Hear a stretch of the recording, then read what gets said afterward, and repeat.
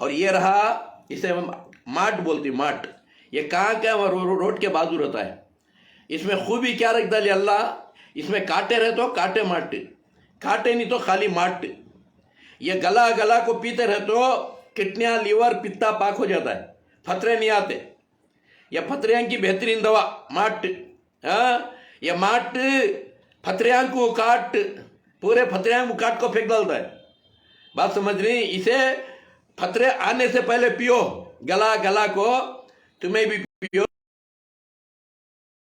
तुम्हारे बीवी बच्चों को भी पिलाओ। हमेशा तुम्हारा पित्ता, किडनी, लीवर सब पाक रहता है। हाँ, ये सब मालूम कर ले को, दूसरों को मालूमात कराओ, और मरने से पहले अल्लाह के गुलाम बनो। ये चंद दिन की जिंदगी है, 2 दिन में छोड़ को जाने की। बचपन खेल कर खोया, जवानी नींद भर सोया, बुढ़ापा देख को रोया।